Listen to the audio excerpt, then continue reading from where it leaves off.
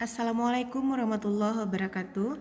Selamat pagi Ananda semua. Semoga kita senantiasa sehat di bawah lindungan Allah Subhanahu wa taala. Hari ini kita akan belajar bahasa Indonesia mengenai struktur dan kebahasaan cerita fantasi dengan Bu Wat. Kita masuk kepada yang pertama, yaitu struktur teks cerita fantasi. Struktur cerita fantasi terdiri atas 3. Yang pertama adalah orientasi. Orientasi berisi pengenalan tokoh, pengenalan latar, pengenalan watak tokoh, dan konflik. Struktur yang kedua disebut dengan komplikasi.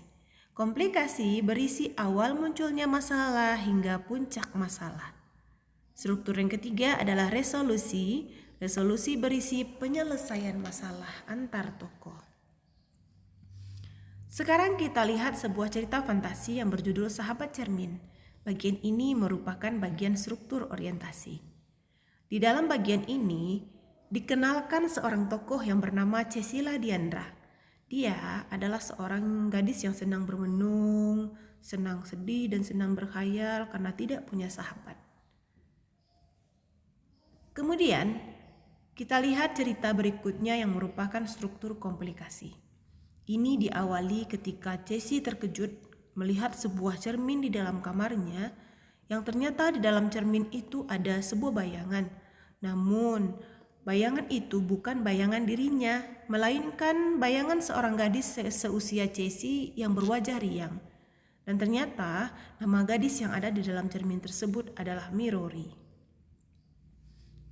Bagian ini masih merupakan struktur komplikasi, menceritakan tentang Mirori yang tersedot ke dalam kaca tersebut ketika dia berumur 8 tahun. Dan sampai saat ini dia masih tinggal di dalam kaca tersebut.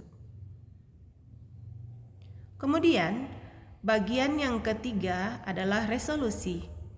Nah, di dalam cerita ini Ceci diceritakan sudah memiliki sahabat, yaitu Mirori, walaupun Mirori berada di dalam sebuah cermin.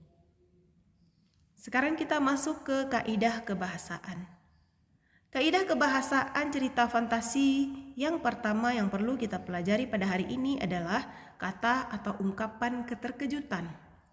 Apa penandanya? Apabila di dalam teks tersebut Ananda menemukan kata tiba-tiba, lalu menemukan kata tanpa diduga, lalu menemukan kata di tengah. Contohnya, tiba-tiba seorang alien yang berukuran besar datang. Tanpa diduga, buku terjatuh dan halamannya terbuka, menyeret Nabila pada dimensi lain. Itu contoh kata atau ungkapan keterkejutan. Berikutnya adalah dialog atau kalimat langsung. Kalimat langsung adalah kalimat yang langsung diucapkan tokoh dalam cerita fantasi, ditandai dengan penulisannya diawali dengan tanda petik, diakhiri juga dengan tanda petik, dan diiringi dengan kalimat ujaran.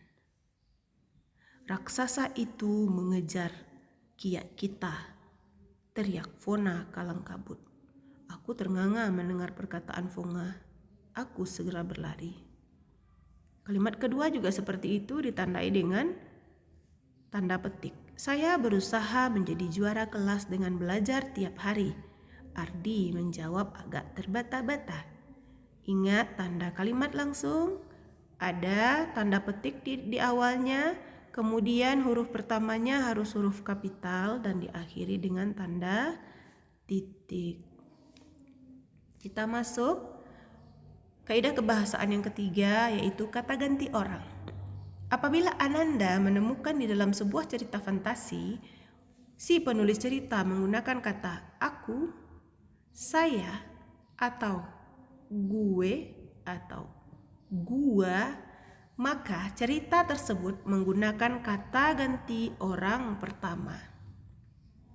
Apabila ada kata kamu di dalamnya, maka bagian tersebut menggunakan kata ganti orang kedua.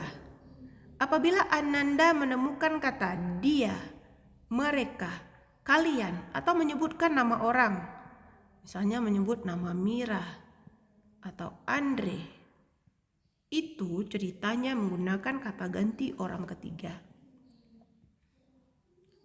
Di dalam cerita fantasi juga terdapat kaidah kebahasaan yang menggiring kita kepada latar. Latar tempat akan menunjukkan nama tempat seperti rumah, kamar, halaman, dan lain sebagainya. Latar waktu akan menunjukkan jam. Misalnya, pukul 8 pagi. Atau menunjukkan waktu siang atau malam. Latar suasana akan menunjukkan perasaan senang, sedih, bahagia, akan ada kata-kata itu di dalamnya. Kita lanjut struktur kebahasaan yang berikutnya, yaitu kata sambung penanda urutan waktu.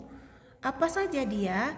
Ada kata setelah, kemudian, sementara itu, bersamaan dengan itu, tiba-tiba, ketika, sebelum, dan sebagainya. Nanti jika Anda menemukan kata-kata ini, itu disebut dengan kata sambung penanda urutan waktu. Contohnya dalam kalimat, setelah buku terbuka, aku terseret pada masa lampau. Atau dengan kata kemudian dia datang mendekatiku. Begitu kira-kira. Baiklah anak-anak ibu semua, terima kasih untuk hari ini. Mudah-mudahan anak-anak ibu dapat melaksanakan pembelajaran kita hari ini dengan penuh tanggung jawab dan kejujuran. Assalamualaikum warahmatullahi wabarakatuh.